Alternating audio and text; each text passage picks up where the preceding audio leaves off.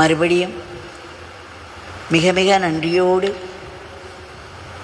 பகவானுடைய பெரும் கருணையை கொண்டாடி கொண்டாடி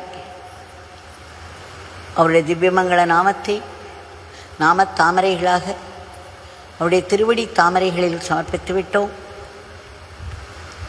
இப்பொழுதுதான் தொடங்கியிருக்கும் இந்த நாள் திருவள்ளுவர் சொல்வது போல் நம் ஆயுஷை ஒரு நாள் குறைத்து, அவர் மிகவும் கடுமையாக சொல்கிறார், வாளால் அறுத்து என்று. வீணாகும் நாளாக ஆக்கப் போகிறோமா, அல்லது திருநாளாக புனித நாளாக பகவானுடைய நாமத்தினாலும் சேவையினாலும் நிரப்பி இன்றைக்கு நாம் பகவானிடத்தில் வாழ்ந்தோம் என்ற ஒரு பெருமையோடு இந்த நாளை முடிக்கப் போகிறோமா என்பது நம்முடைய கையில் இருக்கிறது. சுவாமி சொன்னார், நாமம் சொல்லும் நேரத்திலாவது நாக்கு அலையாமல் இருக்கிறது. மனம் அலைந்தால் என்ன, அதனால் நிறுத்தி விடாதீர்கள். நாமம் சொல்லும் நேரம் நாக்காவது நம்முடைய கட்டுப்பாட்டுக்குள் இருக்கிறது, அதனால் அதை தொடர்ந்து சொல்ல வேண்டும் என்று சன்னதி திரு வீட்டில் பாதி விளையாட்டாகவும் பாதி உண்மையாகவும் அதை சொல்லி சிரித்தார். இதை நாம் நினைவில் கொள்ள வேண்டும். நேற்று பார்த்தோம், பகவான் காக்கை சதா கா கா என்று கத்திக்கொண்டே இருக்கும், சத்தம் போட்டுக்கொண்டே இருக்கும். அதுவும் நிறைய காக்கைகள் சேர்ந்தால் வம்புதான். அந்த வம்பின் சத்தம் அதிகமாக இருக்கும்.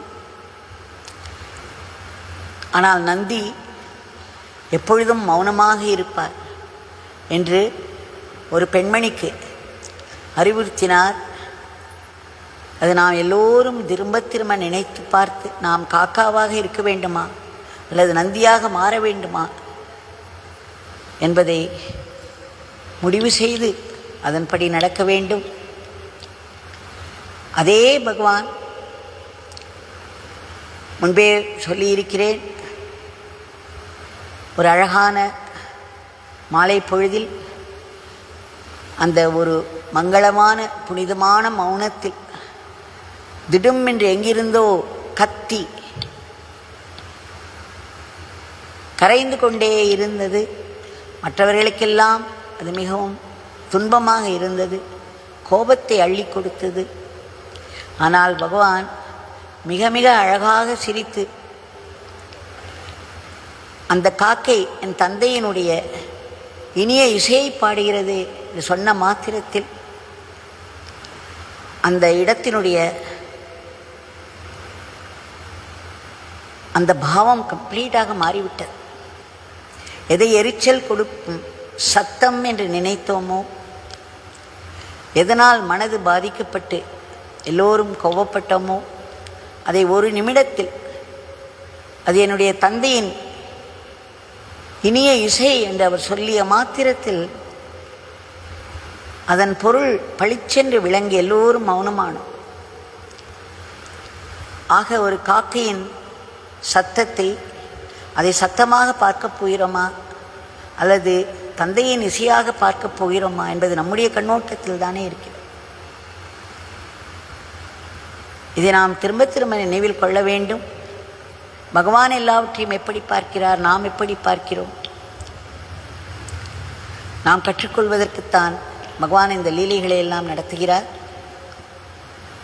அதே போல் சொன்னார், நேற்றைக்கு சொன்னேன், ஒரு கருடாழ்வாரை காகம் துரத்தி கொண்டு போகிறது. கருடாழ்வார் பயந்து கொண்டு பறந்து கொண்டிருக்கிறது. இதை பகவான் பார்த்து சொன்னதாக திரு ஜனார்தனன் அவர்கள் எழுதியிருக்கிறார் உண்மையுடன் ஒரு வாழ்வில்.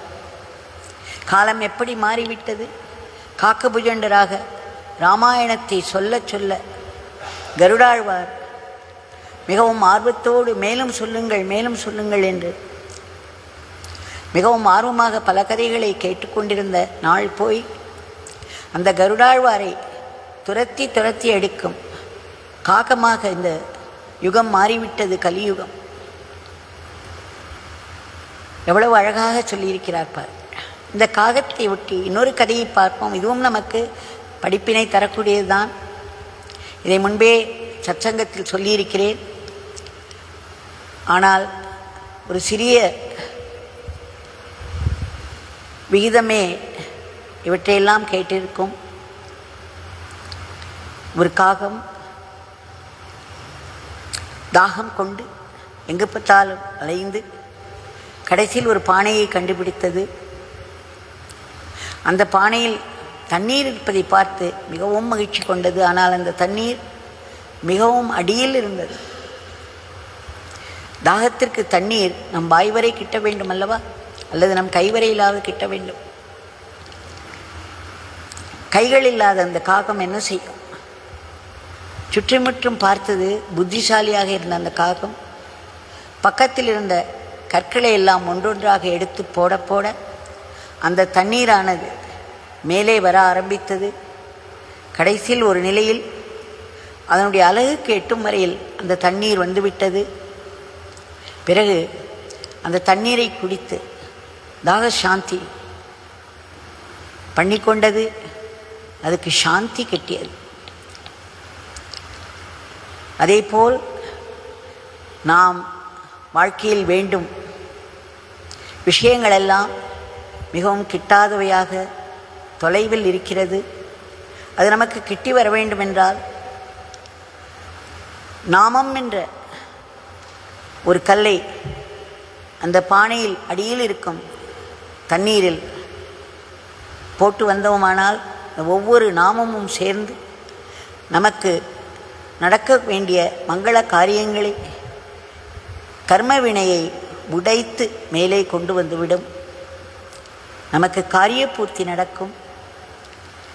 அந்த காரிய பூர்த்தியானது நாம் நிறைய சாதனையை செய்து பெரிய நிலை அடைய வேண்டும் என்ற பேராசையாக இருக்கலாம், அல்லது வாழ்வில் சின்ன சின்ன விஷயங்கள் குடும்பத்தை சார்ந்த பிரச்சனைகளுக்கு ஒரு தீர்வாகவும் இருக்கலாம். எதுவானாலும் இந்த நாமமானது நமக்கு இன்னர் டிரான்ஸ்ஃபர்மேஷனையும் கொடுக்கிறது, அவுட்டர் டிரான்ஸ்ஃபர்மேஷனையும் கொடுக்கிறது. ஆக இதை நாம் அந்த காகம் போல் நாமக்கல்லை எடுத்து தண்ணீரில் போடுவோம். அந்த தண்ணீரில் தாகசாந்தி செய்து கொள்வோம். இதை ஒட்டி ராமகிருஷ்ண பரமஹம்சர் என்ன சொல்கிறார்? நம்முடைய மனதிலே எண்ணங்கள் தாண்டவம் ஆடிக்கொண்டிருக்கும். சில சமயம் ஆனந்த தாண்டவமாக இருக்கும், சில சமயம் ருத்ர தாண்டவமாக இருக்கும்.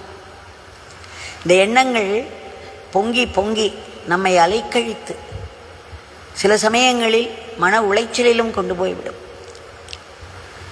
எண்ணங்களின் சத்தம் அதிகமாகும் பொழுது ஒரு மரத்தின் மேல் பல காக்கைகள் உட்கார்ந்து கொண்டு எல்லாம் சேர்ந்து கத்தினால் எப்படி இருக்கும்? நம்முடைய மனதில் உள்ள எண்ணங்களுக்கும் கடவுள் ஏதோ ஒரு கருணையினால் ஒரு சத்தத்தை கொடுத்திருந்தார். ஆனால் நம்மாலேயே நம்முடைய தலையில் இருக்கும் எண்ணங்களை அதனுடைய சத்தத்தை தாங்க முடியாமல் போய்விடும். பக்கத்தில் யாரும் வந்து உட்காரவே மாட்டார்கள். ஆக அப்படி இருக்கும் பொழுது ராமகிருஷ்ண பரமஹம்சர் சொல்கிறார், மரம் நிறைய காக்கைகள் இருந்து பெரிதாக சத்தம் போட்டு கொண்டிருந்தால் நம்முடைய எண்ணங்கள் போல் கீழே நின்று கையை தட்டி தட்டி இறைநாமம் சொல்லுங்கள். நீங்கள் கையை தட்டி தட்டி இறைநாமம் சொல்லும் பொழுது அந்த சத்தத்தில் இந்த காக்கைகள் எல்லாம் பறந்து ஓடிவிடும் என்கிறார். ஆகிய எல்லாவற்றையும் மனதிற்கு திரும்ப திரும்ப கொண்டு வந்து நாம் என்ன செய்ய வேண்டும் என்பதை நினைத்து தீர்மானித்து அதை நாம் அதிகப்படுத்தி கொண்டே பெருக்கிக் கொண்டே போக வேண்டும். இதை நாம் பகவானிடம் பிரார்த்தித்துக் கொள்வோம். மேலும் இன்றைய தேவையான மழையும் நமக்கு கிட்ட வேண்டும். அது வேண்டும் அளவுக்கு மட்டுமே நமக்கு கிட்ட வேண்டும். பேய்மழையாக பொழிந்து அழிவை தரக்கூடாது. அதேபோல் நிறைய வன்முறை சம்பவங்கள் நிரம்பி இருக்கும் இன்றைய உலகில். பகவானிடம் வேண்டிக்கொள்வோம், கோட்டி கோட்டி முறை வேண்டிக்கொள்வோம்.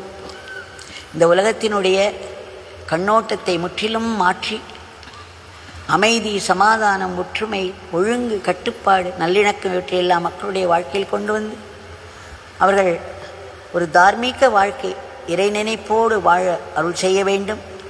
நடந்து கொண்டிருக்கும் வன்முறை போர்களை எல்லாம் உடனடியாக நிறுத்தி அமைதியும் சமாதானமும் நிலவ வேண்டும். யாருடைய மனதிலும் பகையுணர்ச்சி எழாமல் பகவான் காப்பாற்ற வேண்டும். எல்லாவற்றுக்கும் மேலாக தினம் தினம் என்று நம்மை தாக்கும் கொடிய நோய்கள், வன்முறை மிக்க இயற்கையின் சீற்றங்கள், கோர விபத்துக்களை கட்டுக்குள் வைக்க வேண்டும் என்று வேண்டிக் கொள்வோம்.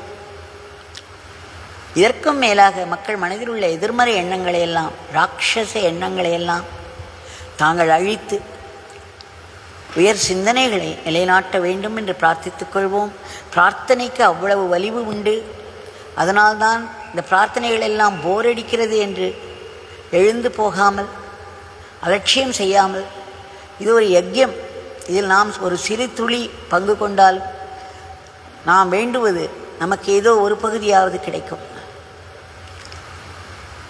ஆக பகவானிடம் வேண்டிக் கொள்வோம். அவருடைய காரணமற்ற கருணை என்ற ஒன்று இருக்கிறது. கர்ம விதியையும் வெல்லக்கூடியது அது. எந்த மதத்தைச் சேர்ந்தவர்களாயினும், எந்த நாட்டைச் சேர்ந்தவர்களாயினும் நாம் பார்க்கிறோம் ஏதேதோ துன்பங்களில் சிக்கி தவிப்பதை, உதவியின்றி பாதுகாப்பின்றி. தங்களுடைய கருணையானது உலகத்தில் உள்ள துன்பத்தில் இருக்கும் அத்தனை பேர் சென்றடைந்து மீட்பையும் உயர்வையும் கொடுக்க வேண்டும். சுயநலமின்றி மற்றவர்களுக்காக உழைத்து கொண்டிருக்கும் நல்ல ஆத்மாக்களை பழி பாவங்களிலிருந்து தாங்கள் காப்பாற்ற வேண்டும். நாட்டின் பொருளாதாரத்திற்கு ஒரு பெரிய ஏற்றத்தை தந்து நாடு பல துறைகளையும் சிறப்பாக முன்னேறி உன்னத நிலையில் விஸ்வகுருவாக இருந்த இந்த உலகத்தையே தர்மத்தின் வழியில் நடத்தி செல்ல வேண்டும். தங்களுடைய திவ்யமங்கள நாமத்தை நாங்கள் இடைவிடாது சொல்ல வேண்டும், ஆனந்தமாக சொல்ல வேண்டும். தங்களுடைய லீலைகளையும் உபதேசங்களையும் திரும்ப திரும்ப மனதிற்கு கொண்டு வந்து அசை போட்டு அதை ஆத்ம சக்தியாக மாற்றிக்கொள்ள வேண்டும். தங்களுடைய கைகளிலே நாங்கள் சாத்வீக கருவிகளாக மட்டுமே இயங்க வேண்டும். எங்களுடைய அன்றாட வாழ்க்கை தங்களுக்கு அர்ப்பணமாக செய்ய வேண்டும்.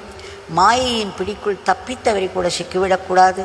தங்களுடைய பேரானந்த பிரம்மானந்த நிலை எங்களுக்கும் கிட்ட வேண்டும். அதற்கு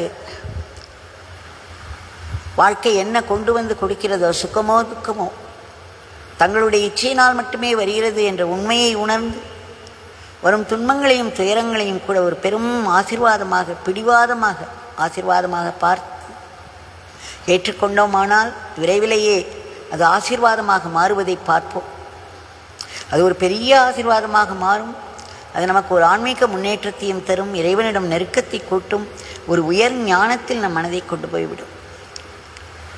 பகவான் தாங்கள் எப்பொழுதும் தங்களிடம் நன்றியோடு இருக்க வேண்டும். பகவான் என்னிடம் சொல்லியிருக்கிறார், இந்த பிச்சைக்காரன் 199 வேலைகளை நடத்தி கொடுத்து விடுவார் அப்பாவின் அருளினால். ஆனால் ஏதேனும் ஒன்று தவறிப்போனால் உடனே இந்த பிச்சைக்காரனுடைய தலை உருட்ட ஆரம்பித்து விடுவார்கள். This beggar's head will roll down என்று சொல்லி சிரித்தார். அப்படி ஒரு சிரிப்பு சிரித்தார். அன்றைக்கு வந்திருந்த 2 கடிதங்கள் பகவானை மிகவும் குற்றம் சாட்டி இருந்தது. ஒரு பெரிய குற்றப்பத்திரிகையாக இருந்தது. அப்பொழுதுதான் இதை சொல்லி சிரித்தார்.